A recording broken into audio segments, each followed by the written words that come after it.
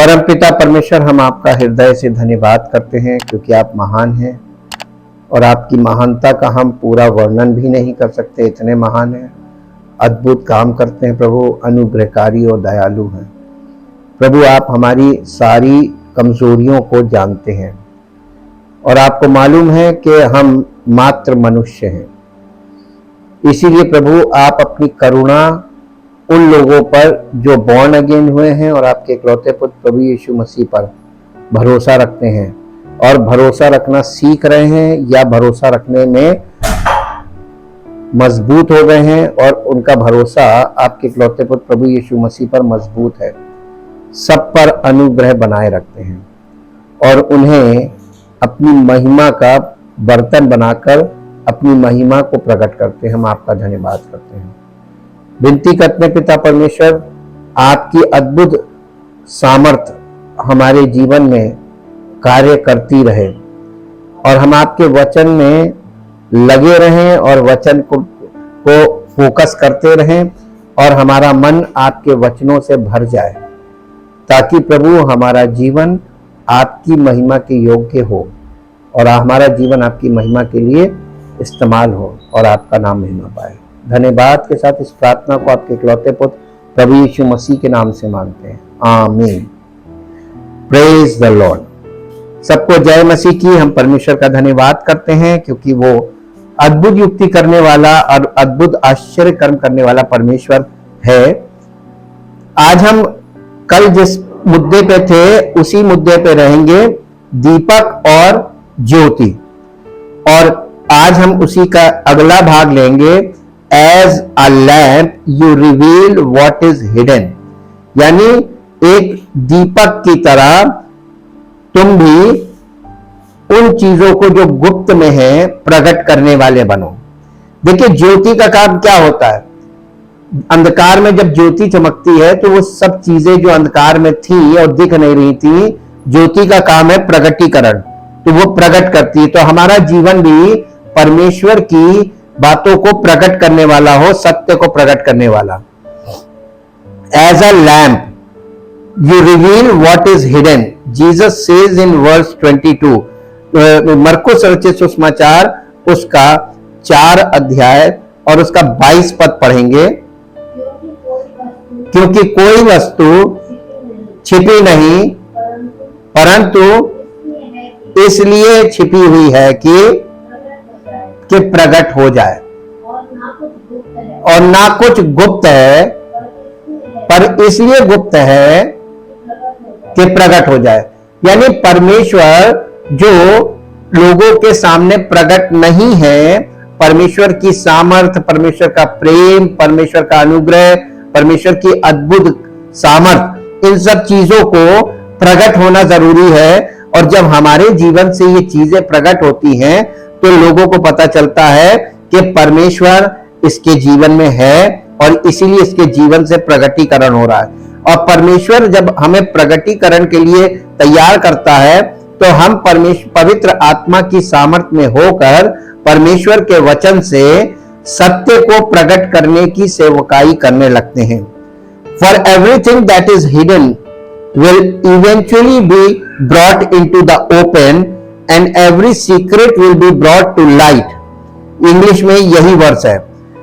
इसीलिए what is hidden that will eventually be brought into the open and what is secret that will be brought to light। What is Jesus referring to here? 2 things। English में इसको पढ़ दें जरा, 4 अध्याय का 22 पद, मरकुस 4 अध्याय, the book of Mark chapter 4 verse 22 in English। Things are hidden temporarily only as a means to revelation। ये रेवलेशन के कारण, यानी मनुष्य के जीवन से ये चीजें प्रकाशित हो और मसीही विश्वासी के जीवन से ये प्रकाशित होनी चाहिए जी। For there is nothing hidden except to be revealed, nor is anything temporary kept secret except in order that it may be made known। ऐसा छिपा हुआ कुछ भी नहीं रहेगा यीशु मसीह के आने से पहले। वो जो कुछ छिपा हुआ था, कब?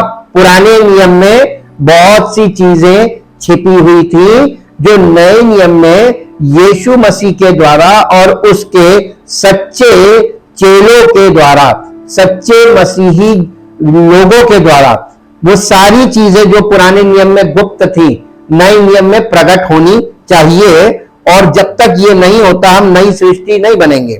यहां पर यीशु मसीह दो चीजों पे बहुत एम्फसाइज कर रहे हैं या फोकस कर रहे हैं या उसको बहुत हाईलाइट कर रहे हैं।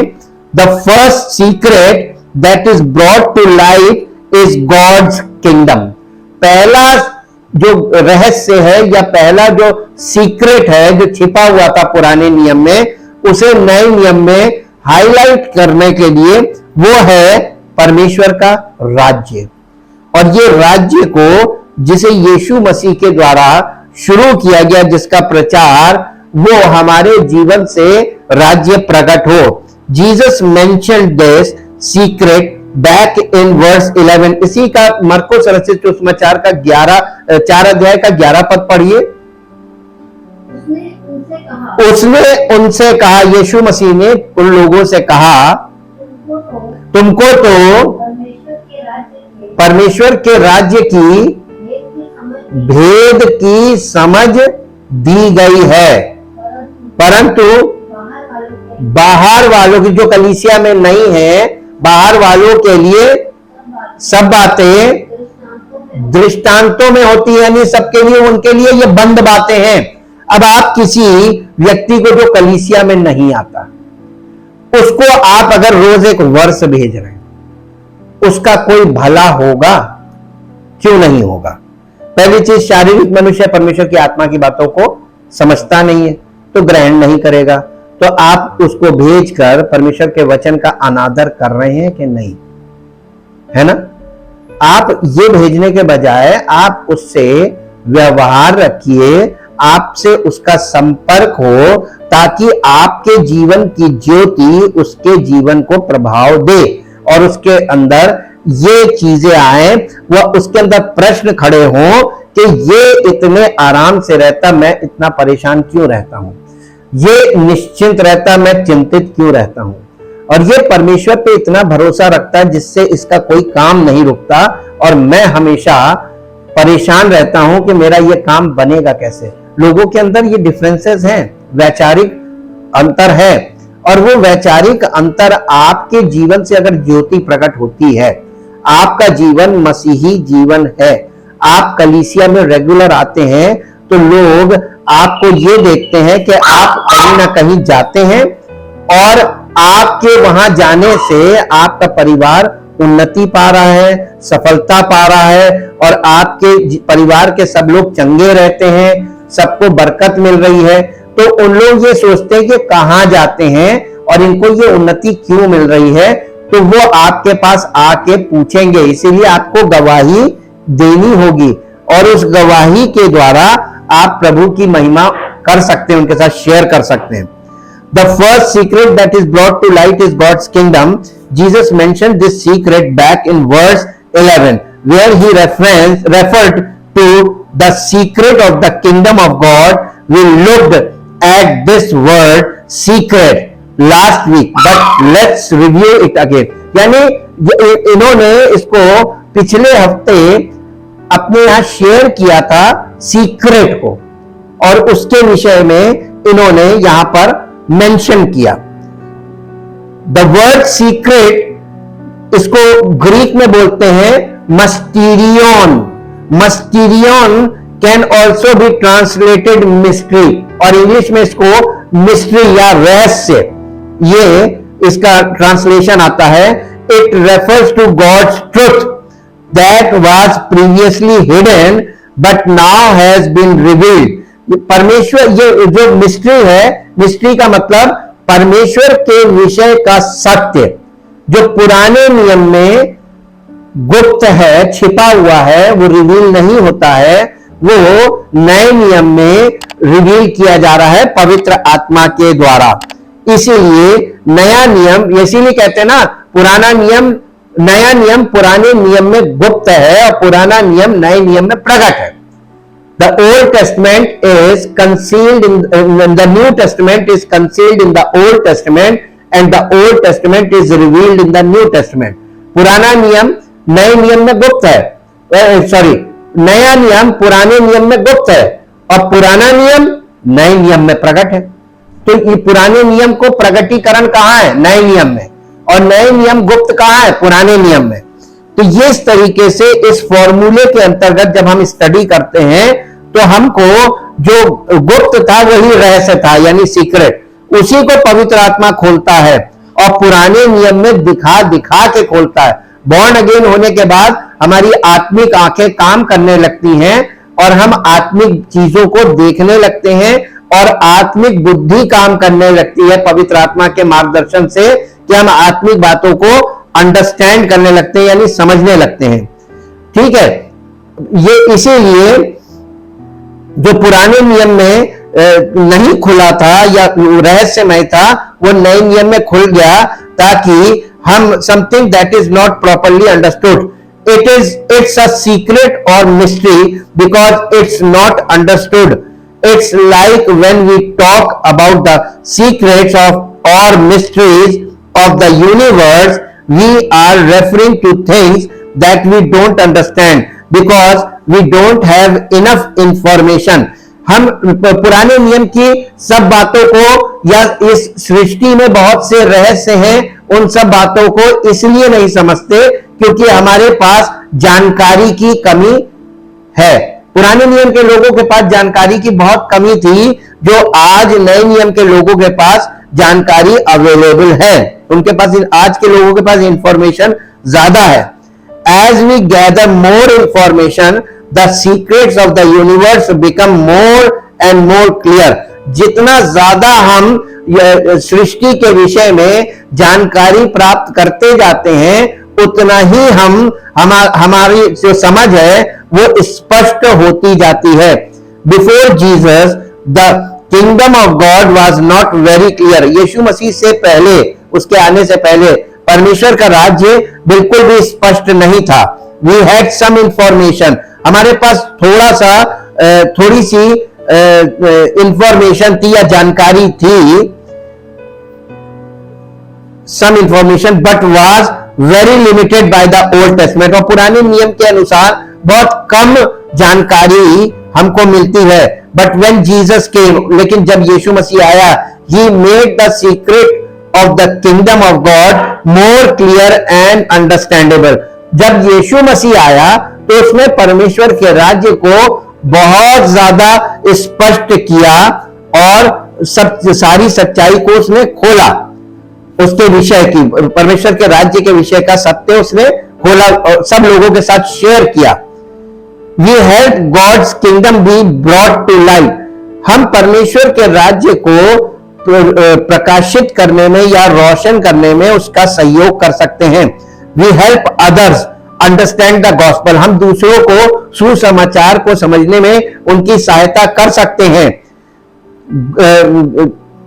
The gospel, God's truth, यानी gospel का मतलब है परमेश्वर के विषय का सत्य और यीशु के विषय का सत्य, और God's secret about salvation will be brought to light. और तब परमेश्वर का उद्धार संबंधित ज्ञान जो छिपा हुआ है, जो गुप्त है, वो प्रकाशमान होगा या वो लोगों के बीच में स्पष्ट होगा। The word secret या mysterion also means a valid but not commonly known truth. यानी मिस्ट्री का एक और परिभाषा है, और वो ये है कि कोई सत्य जो वैलिड है या अधिकृत है, लेकिन सामान्य तौर पर लोग उसको नहीं जानते हैं। जानकारी की कमी, जानकारी नहीं है लोगों को उस सत्य के विषय में। For example, when someone talks about the secret of a happy marriage, जब कोई व्यक्ति एक खुशहाल विवाह के विषय में वो अपने विषय में कि हमारा विवाह, हमारा वैवाहिक जीवन खुशहाल है, इसके विषय में जब बात करता है, they are talking about a valid but not a well known truth. वो ऐसे विषय को बोल रहा है जो वैलिड तो है, वैध तो है, लेकिन इसके विषय में लोगों के पास जानकारी बिल्कुल भी नहीं है, बहुत थोड़ी बहुत है। इसीलिए well known truth that makes marriages successful, जिससे कि लोगों को यह मालूम चल जाए कि इसका वैवाहिक जीवन सफल कैसे है, क्यों ये इतना खुश है अपने वैवाहिक जीवन में।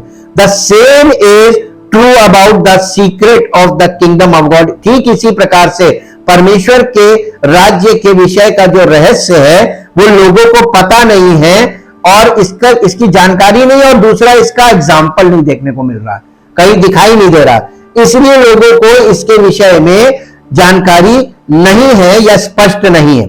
Jesus has come to make known a valid truth about salvation. यीशु मसीह इसलिए आया ताकि लोग उद्धार से संबंधित सत्य को पूरी तरीके से समझे और जाने, एंड इटर्नल लाइफ, और अनंत जीवन के सत्य को समझे और जाने पूरी तरीके से स्पष्ट तौर पे। That is not well known, जो कि पुराने नियम में बिल्कुल भी स्पष्ट नहीं है। This is what we are to do, और यही हमको करना है। एज अ लैंप, एक लैंप के समान, एक दीपक के समान, lamp of God, we are to make known the valid truth about Jesus, about God's kingdom, about the gospel to those who it is no well known among। उन लोगों के बीच में जिनको इन बातों का बिल्कुल भी ना सही जानकारी है, ना इसका उनके पास कोई एग्जाम्पल है, उनके बीच में हमें जलते हुए दीपकों की नाई जाए और हमारे जीवन को देखकर, हमारे व्यवहार को देखकर, हमारे परिवार को देखकर, पारिवारिक जीवन को देखकर उनको इस चीज का एग्जाम्पल भी मिले और हमारे द्वारा परमेश्वर के वचन का सत्य भी उन्हें प्राप्त हो, ताकि परमेश्वर की महिमा हो। मेरे साथ एक पद निकालिए जो आपको मिलेगा फिलिपियों की पत्री और उसका अध्याय 2 अध्याय का 14 से 16 पद तक पढ़िए, बल्कि 18 पद तक पढ़ दीजिए। सब काम बिना कुड़कुड़ाए और बिना विवाद के किया करो, ताकि तब तुम निर्दोष और भोले होकर टेढ़े और हठीले लोगों के बीच परमेश्वर के निष्कलंक संतान बने रहो, जिनके बीच में तुम जीवन का वचन लिए हुए जगत में जलते हुए दीपकों के समान दिखाई देते हो या दिखाई देना चाहिए जी, कि मसीह के दिन मुझे, पौलुस कह रहा, मुझे घमंड करने का कारण हो कि ना मेरा दौड़ना और ना मेरा परिश्रम करना व्यर्थ हुआ, यदि मुझे तुम्हारे विश्वास रूपी बलिदान और सेवा के साथ अपना लहू भी बहाना पड़े तो भी मैं आनंदित हूं, और तुम सबके साथ आनंद करता हूं, वैसे ही तुम भी आनंदित हो और मेरे साथ आनंद करो। देखिए, हमारे आनंद का विषय परमेश्वर ने हमें कार दे दी, ये नहीं है। परमेश्वर ने हमें कोई बहुत बड़ी भौतिक वस्तु दे दी, ये आनंद का विषय नहीं है। आनंद का विषय क्या है कि हम जलते हुए दीपकों के समान इस संसार के टेढ़े और हठीले लोगों के बीच में परमेश्वर का वचन लेकर जाएं। परमेश्वर का वचन तो सब लेके खड़े हो गए, लेकिन जलता हुआ दीपक कोई नहीं बना। ये नई सृष्टि है। जो कोई मसीह में है वो नई सृष्टि है। तो हम बेस लेके चलते हैं। अगर हम मसीह में नहीं हैं तो हम जलता हुआ दीपक तो नहीं है, लेकिन हम वचन लेकर खड़े हो गए। ऐसे बहुत लोग हैं जो वचन लेके खड़े हैं, लेकिन उनके जीवन में वो वचन कहीं भी लागू नहीं है। वो वचन का ज्ञान रखते हैं, लेकिन वचन पे चलने का अनुभव नहीं है। और ऐसे लोगों से दुनिया भर गई। और इसीलिए परमेश्वर के राज्य के विषय में जो एग्जाम्पल दिखाई देना था, जलता हुआ दीपक, यानी वो लोग जिनके परिवार से ये बात स्पष्ट हो कि ये परिवार परमेश्वर की महिमा को प्रकट कर रहा है। जैसे सृष्टि परमेश्वर की महिमा को प्रकट करती है, वैसे ही परमेश्वर में, मसीह में जो परिवार है वो परमेश्वर की महिमा को प्रकट करता है। ये जनरल रेवलेशन की तरह काम करता है। As God's lamp we bring every secret to light when it comes to the kingdom of God. यानी हम एक दीपक के समान हर गुप्त चीज को प्रकाशित करें या उसको स्पष्ट करें when it comes to kingdom of God, ताकि वो लोग परमेश्वर के राज्य की ओर बढ़ें। और इसलिए ये बहुत बड़ी जिम्मेदारी मसीही लोगों की है। आज संसार में अगर सारे मसीही लोग जो सच्चे मसीह हैं वो अगर गुप्त हो जाएं तो कोई भी उद्धार नहीं प्राप्त कर पाएगा। और इसीलिए प्रभु यीशु मसीह ने कहा था, कोई भी व्यक्ति दिया जलाकर खाट के नीचे नहीं छिपा के रख देता या टोकरी से ढांक के नहीं रख देता, बल्कि उसको ऊंचे पे रखता है। ऊंचे पे रखने का मतलब दूर से दिखाई दे और लोग उस दीपक की ओर आए। और वहां आने से क्या होगा कि सुसमाचार की ज्योति उनके जीवन में उन्हें बॉर्न अगेन करने का काम करेगी और कलीसिया में उन्हें प्रभु जोड़ेगा, ताकि उनका आत्मिक पालन पोषण हो और वो आत्मिक तौर पर परिपक्व होकर जलते हुए दीपक बनकर अपने अपने स्थान में जहां जहां से वो आते हैं वहां पर वो लोकल परमेश्वर के लोकल एरिया में परमेश्वर की ज्योति को प्रकट करने वाले बने। मैं आपको इस पूरे योजना के विषय में बताना चाहता हूं। फिजिकल वे से हम देखेंगे। अगर आज हमारे मोहल्ले में स्ट्रीट लाइट्स लगी है तो ये इंफ्रास्ट्रक्चर वर्क है कि स्ट्रीट लाइट के लिए गवर्नमेंट काम करती है और वो लाइनों को पोल टू पोल करते हुए बिजली घर से और हर गली में और हर सड़क के किनारे पोल गाड़कर उस पर वायर को दौड़ाना और उसके बाद लाइट्स को लगवाना और उनका ऑन ऑफ का प्रबंध करवाना, ये सारा काम गवर्नमेंट करती है ताकि हमारे चलने के समय रात में हमको रोड्स पे लाइट मिले, स्ट्रीट लाइट हमारे घर। और इसी के साथ साथ उन्हीं पोल्स पे होते हुए वायर्स हम लोगों के घरों तक आते हैं, ताकि हमारे घर को इलेक्ट्रिसिटी की सप्लाई हो, ताकि हमारे घरों में रोशनी हो। ये लोकल लेवल पे होता है। और मान लीजिए कि पावर स्टेशन यानी जहां पावर जनरेशन हो रहा है, पावर हाउस है, वहां से लोगों को उनके लोकल एरिया तक लाइट कैसे पहुंचाई जाती है। हर एरिया का अपना एक ट्रांसफार्मर होता है। उस ट्रांसफार्मर से वो वहां से पावर हाउस से फीडर आता है या केबल आता है, जिसे आप केबल बोलते हैं, उसको फीडर बोला जाता है। वो आके ट्रांसफार्मर को फीड करता, बहुत मोटा केबल होता है, और वो ट्रांसफार्मर स्टेप डाउन करके उस लोकल एरिया को करंट सप्लाई करता है। और उस करंट की सप्लाई से फिर पोल टू पोल हर घर में एक एक लाइन की सप्लाई जाती है, ताकि आपके घरों में इलेक्ट्रिसिटी हो और आपके घर में लाइट जले। ऐसे ही अब लोकल एरिया तक अगर लाइट पहुंचानी है तो पोल गड़ने होंगे, वायर दौड़नी होगी और ट्रांसफार्मर लगना होगा। ये काम हुए बिना लोकल ट्रांसफॉर्मर से ही लोकल एरिया को फीड किया जाता है।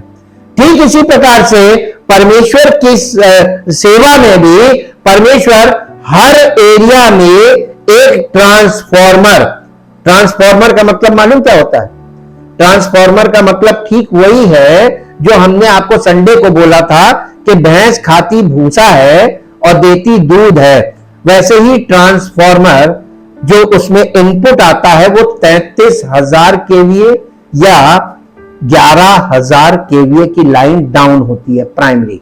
उसके अंदर इतना करंट डाला जाता है, एचटी बोलते हैं इसको, हाई टेंशन। और उसके अंदर से जो निकलता है उसको एलटी बोलते हैं या लो टेंशन। वो होता है 440 वोल्ट। एक्चुअल में वो होता है 660 वोल्ट। 3 फेस होते हैं, 220 220 220 जोड़िए तो 660 होता है।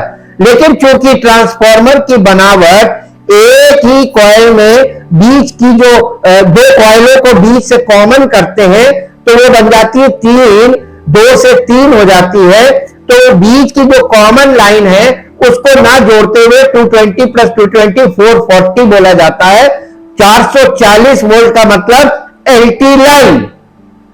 और हम लोगों के घरों तक वो केबलें आती हैं जिनमें 440 वोल्ट होता है, मींस 3 फेस होते हैं। और उन 3 फेसों को हर घर में सिंगल फेस में डिस्ट्रीब्यूट करके डिवाइड किया जाता है। ये एक कैलकुलेटिव वर्क है, ठीक है। तो परमेश्वर के राज्य में भी ऐसे ही काम होगा। अगर कोई व्यक्ति 10 किलोमीटर आगे रहता है और कलीसिया में आता है तो परमेश्वर का उद्देश्य यह है कि उसको जलता हुआ दीपक बनाकर 10 किलोमीटर आगे जहां से वो आ रहा है वहां पर एक लोकल ट्रांसफॉर्मर की तरह उसको स्टैब्लिश करे, ताकि वहां पर तमाम लोग जो उस एरिया के हैं उनको लोकल फीडिंग मिले और परमेश्वर की सामर्थ वहां पे उसके द्वारा प्रकट होकर काम करे।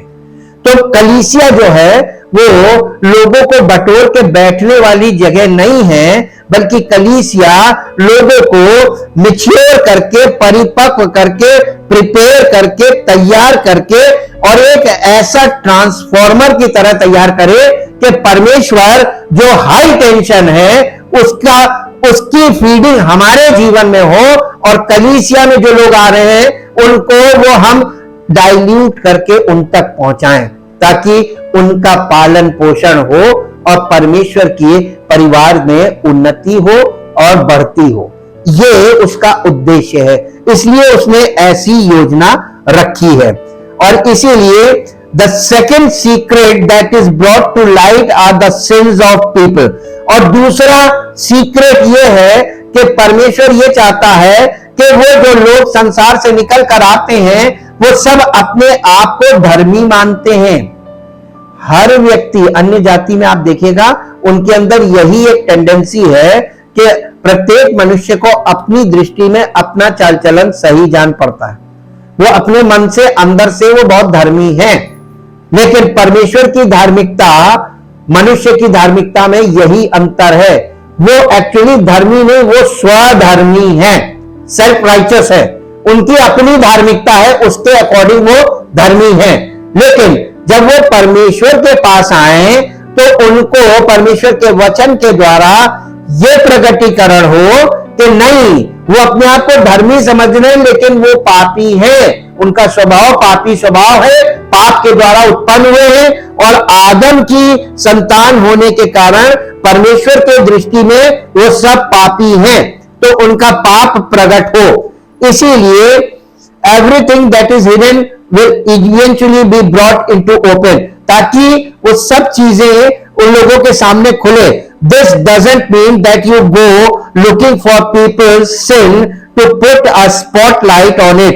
इसका मतलब ये नहीं कि आप लोगों के पास जाएं और जैसे सर्च लाइट जाती है और उनको जाकर उनके पाप के विषय में बताएं कि देखो तुम पापी हो, देखो तुम पापी हो। दोष लगाने वाला काम नहीं करना है, ये वाला काम नहीं करना कि आप उनको जाके व्यक्तिगत तौर पर पापी ठहराने लगे। लेकिन इट सिंपली मीन्स, इसका मतलब साधारण तरीके से यह है, as you live for God, जब आप परमेश्वर के लिए जीवन व्यतीत करते हैं, live for God, share the gospel, सुसमाचार को उनके साथ साझा करें। गिव बिब्लिकल काउंसिल, उन्हें बाइबल आधारित यानी तरीके से बाइबल आधारित काउंसलिंग करें या उनको समझाएं। And bless people in the name of Jesus, और यीशु मसीह के नाम से लोगों को आशीष दें। In the name of Jesus, your good works and the message you share will naturally expose the sins of those around you. और यानी नेचुरली आपके जीवन से और आपके द्वारा परमेश्वर की वचन को शेयर करने से, परमेश्वर की बातों को शेयर करने से उनको ये स्पष्ट हो जाएगा कि हाँ, हमारे जीवन में कहां प्रॉब्लम है, और सबसे बड़ी प्रॉब्लम पाप है, तो वो चीज एक्सपोज होगी। ये जीसस रेफर टू दिस, और यीशु मसीह ने इसको लूका 12 अध्याय में प्रकट किया। When he said beware of the yeast of the Pharisees, जब यीशु मसीह ने अपने चेलों से कहा कि फरीसियों के खमीर से चौकस रहना। ये लूका 12 अध्याय में उसने बोला था शिक्षा के दौरान कि फरीसियों के खमीर से चौकस रहना, देयर हिपोक्रेसी, यानी उनके पाखंड से चौकस रहना, कि वो संसार में लोगों के बीच में धर्मी दिखाते अपने आप को, लेकिन वो धर्मी है नहीं। और ऐसे ये स्वधार्मिकता वाले आपको बहुत मिलेंगे, मैक्सिमम लोग मिलेंगे। The time is coming when everything that is covered up will be revealed, और एक समय आ रहा है जब सब चीजें जो आज नहीं प्रकट हैं, छिपी हुई हैं, वो सब प्रकट हो जाएंगी, और हम लोग उस प्रगटीकरण के लिए काम कर रहे हैं। And all that is secret will be made known to all, और जो आज लोगों को नहीं मालूम है वो सब लोगों को मालूम चलेगा। What ever you have said in the dark will be heard in the light, जो कुछ तुम गुप्त में बोलते हो वो सब प्रकाश में या रोशनी में सब प्रकट होगा कि तुमने किससे क्या बोला, तुम क्या बोल रहे हो, तुम क्या कर रहे हो। Whatever you said in the dark will be heard in the light, and what you have whispered behind closed doors will be shouted from the housetops for all to hear. और जो कुछ तुम लोगों के कानों में बोल रहे हो बंद दरवाजों के अंदर, वो छतों के ऊपर से चढ़ चढ़ के चिल्ला चिल्ला के लोग बताने लगेंगे। और ये लूका रचित सुसमाचार 12 अध्याय उसका पहला, दूसरा और तीसरा पद आप पढ़ के देख सकते हैं। इतने में जब हजारों की भीड़ लग गई, यहां तक कि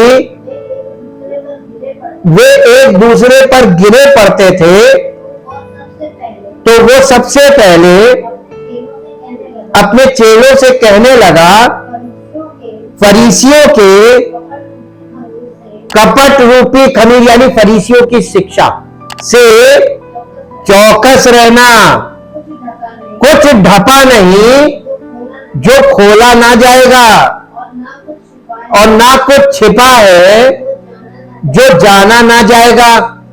इसलिए जो कुछ तुमने अंधेरे में कहा है वो उजाले में सुना जाएगा, और जो तुमने कोठरियों में कानों कान कहा है वो छत पर से बोल। तब क्या होगा?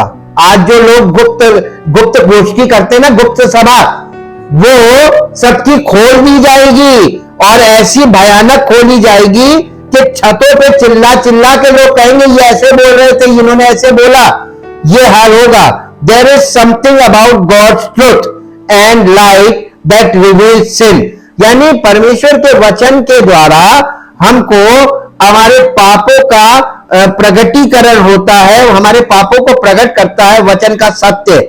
और जब वचन के सत्य से हमारे पाप प्रकट होते हैं, you see this in the parable of the farmer, और हम इसको वो किसान वाले दृष्टांत में देख सकते हैं, जो बीज वाला दृष्टांत है, कि वो सब चीजें प्रकट होंगी जो तुम्हारे अंदर है। विद इन टाइम, और समय पर ऐसा होगा, as the gospel is being shared the hard ground reveals itself, जैसे ही सुसमाचार को आप शेयर करते हैं तो जो हार्ड ग्राउंड है, यानी सख्त भूमि, सख्त दिल वाले, वो प्रकट हो जाते हैं। यानी मार्ग के किनारे के वे हैं जिन्होंने वचन सुना या सुसमाचार सुना, और जब बाहर निकले कलीसिया से, क्या सुना उनको कुछ नहीं मालूम, ये आया वो गया, ये हार्ड। तो आपको प्रकट हो जाता ना, ऐसे लोग कलीसिया में आपको प्रकट होते हैं कि आए और गए, उनके जीवन में कोई काम नहीं होता। फिर ऐसे ही पथरीली भूमि वाले हैं, उनके जीवन से भी प्रकट हो जाता है। झाड़ियों वाले हैं, उनके जीवन से भी प्रकट हो रहा है। तो आप जिंदगियों में ये परमेश्वर का वचन जिंदगियों से प्रकट हो रहा है कि नहीं हो रहा है? The shallow rocky ground reveals itself and the worldly and thorny ground reveals itself. The hidden reality of their hearts is made clear for all to see. और उनके जीवन को सब लोग देख सकते हैं कि जैसा यीशु मसीह ने सुसमाचार में हमें दिखाया, उन जिंदगियों में देख लो कि उनके जीवन में पवित्र आत्मा का फल नहीं आया और बिना फल के वो आए और गए और आ रहे हैं और जा रहे हैं। A lamp doesn't try to expose sin. एक दीपक कभी भी पाप को प्रकट नहीं करता है। दीपक का काम है रोशनी देना, और सामने वाला व्यक्ति उस रोशनी में देखने की क्षमता होगी तभी तो देख पाएगा। और अगर उसकी आंखें ही नहीं खुली तो वो कहां से देखेगा कि वो पापी है कि नहीं है? तो इसका मतलब जो बॉर्न अगेन होते हैं उन्हीं की आंख आत्मिक चीजें देखने की योग्यता पाती है, और जो बॉर्न अगेन नहीं हुए हैं उनकी आंखों के सामने सब कुछ होता रहेगा, उनके कुछ समझ में नहीं आएगा क्योंकि वो बॉर्न अगेन नहीं हुए हैं। आत्मिक बातों को आत्मिक व्यक्ति ही समझ सकता है। ये बहुत बड़ा भेद है जिसे हमेशा आपको सेंटर में रख के रखना पड़ेगा। It naturally reveals what's in the room. देखिए, जब एक कमरे के अंदर जो कुछ भी है, जब रोशनी होती है तो सब कुछ प्रकट हो जाता है। तो रोशनी प्रकट कर रही है ना, तो लैंप तो प्रकट नहीं कर रहा, हम लैंप हैं। हमारा काम प्रकट करना नहीं है, हमारे जीवन में परमेश्वर की ज्योति है और वो ज्योति अपने आप लोगों के जीवन में प्रकट करने का काम करेगी। और जिन्हें प्रकट होना है, वो जिनको प्रकट करना वो उन्हीं को प्रकट होगा, जिन्हें नहीं, जिनकी आंख नहीं खुली उन्हें क्या प्रकट होगा? ये है you will reveal what is in the darkness.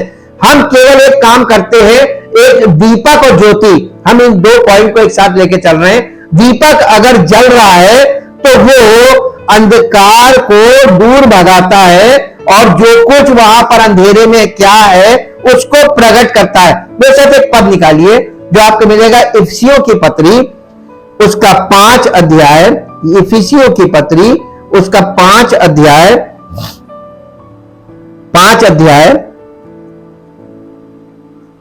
और उसका पहले पद से पढ़िए। इसलिए प्रिय बालकों के समान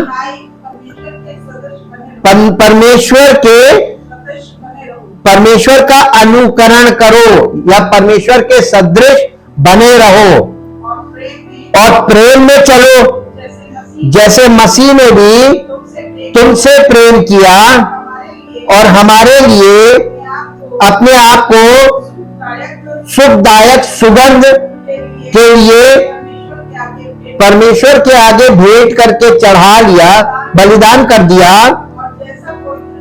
और जैसा पवित्र लोगों को योग्य है वैसा तुम भी व्यभिचार और किसी प्रकार के अशुद्ध काम या लोभ की चर्चा तक ना करो। लोभ मतलब लालच। अब आप बताइए, दिन में कितनी बार आपके मन में लालच आता, अरे हम वहां जाते तो ये हो जाता, अरे हम ये करते ये मिलेगा। लालच की चर्चा होती है, तुमने लोभ की चर्चा तक ना हो। अगर आप परमेश्वर की संतान है, बॉर्न अगेन, तो आपको क्या चीज केयरफुल रहना है? लालच की बातें नहीं करनी है, किसी को लुभाना नहीं है कि उसको लालच दे रहे हैं, तुम आओ तुमको ये दिला देंगे। लालच की बातें नहीं करनी है जी। हाँ, और ना निर्लजता, न मूर्ता की बातचीत की, न ठट्टे की, क्यों ये बातें शोभा नहीं देती हैं, वरन धन्यवाद ही सुना जाए। बॉर्न अगेन मसीही लोग जब परिपक्व होने लगते हैं तो उनके मुंह से केवल एक बात तकिया कलाम बन जाता, पर प्रभु तेरा धन्यवाद। प्रभु तेरा धन्यवाद हो। इसीलिए लिखा है हर बात में और हर परिस्थिति में धन्यवाद करो। कहीं मांगने के लिए लिखा है? धन्यवाद करो, तुम तो परमेश्वर की संतान हो, पिता जानता है तुम्हें किन चीजों की जरूरत है। बिन मांगे देने वाला पिता है, मांगने वालों को कभी नहीं देगा। और इसीलिए यहां पे लिखा हुआ है कि तुम जानते हो कि क्योंकि तुम ये जानते हो कि किसी व्याभिचारी या अशुद्ध जन या लोभी मनुष्य की जो मूर्ति पूजक के बराबर है, मसीह और परमेश्वर के राज्य में निराश नहीं है। किसकी निराश नहीं है? कि ये मालूम, व्याभिचारी या अशुद्ध जन या लोभी मनुष्य, यानी मूर्ति, लोभ बराबर मूर्ति पूजा के, लालच बराबर मूर्ति पूजा। अगर लालची है तो वो मूर्ति पूजा। क्या अगर प्रभु हमें दे देगा तो हम इतना प्रभु देंगे? लालच हो रहा है, परमेश्वर को लालच देते ना लोग। ये लालच बराबर मूर्ति पूजा के, कि ये मसीह और परमेश्वर के राज्य में इनको कोई निराश नहीं है। कोई तुम्हें व्यर्थ बातों से धोखा ना दे, क्योंकि इन्हीं बातों के कारण परमेश्वर का क्रोध आज्ञा ना मानने वालों पर भड़कता है। इसलिए तुम उनके सहभागी ना हो, क्योंकि तुम भी पहले अंधकार थे परंतु अब प्रभु में ज्योति हो। अतः ज्योति की संतान के समान चलो, क्योंकि ज्योति का फल सब प्रकार की भलाई और धार्मिकता और सत्य है। और ये परखो कि प्रभु को क्या भाता है। अंधकार के निष्फल कामों में सहभागी ना हो, वरन उन पर उलाहना दो, क्योंकि उनके गुप्त कामों की चर्चा भी लज्जा की बात है। पर जितने कामों पर उलाहना दिया जाता है वे सब ज्योति से प्रकट होते हैं, क्योंकि जो सब कुछ को प्रकट करता है वो ज्योति है। इस कारण वो कहता है, सोने वाले जाग और मुर्दों में से जी उठ, तो मसीह की ज्योति तुझ पर चमकेगी। इसलिए ध्यान से देखो कि कैसी चाल चलते हो, निर्बुद्धियों के समान नहीं पर बुद्धिमानों के समान चलो। मसीही जीवन में निर्बुद्धियों के समान नहीं परंतु बुद्धिमानों के समान चलो। बुद्धि का आत्मा पवित्र आत्मा है, और पवित्र आत्मा परमेश्वर के वचन के हमारे जीवन में भर जाने के कारण हमारे जीवन से प्रभु की ज्योति को प्रकट करने का काम करता है। आपको मालूम है कि पवित्र आत्मा के बिना हमारे जीवन से कभी भी परमेश्वर की ज्योति प्रकट नहीं होगी, यानी हम कभी भी जलता हुआ दीपक नहीं होंगे। परम पिता परमेश्वर, हम आपका हृदय से धन्यवाद करते हैं उस महान प्रेम और उस अनुग्रह के लिए जो आप हम पर बनाए रखते हैं, क्योंकि आपने हमसे प्रेम किया जब हम पापी ही थे। हमारे लिए अपने इकलौते पुत्र का बलिदान करके हमारे लिए उद्धार की योजना को रखा, और प्रभु उचित समय पर आपने अद्भुत रीति से हमारे जीवन में सुसमाचार भेजा, और सुसमाचार के द्वारा प्रभु आपने हमें अपने राज्य में खींच लिया और अंधकार में से खींच कर निकाला और अपने प्रिय पुत्र के राज्य में प्रवेश कराया।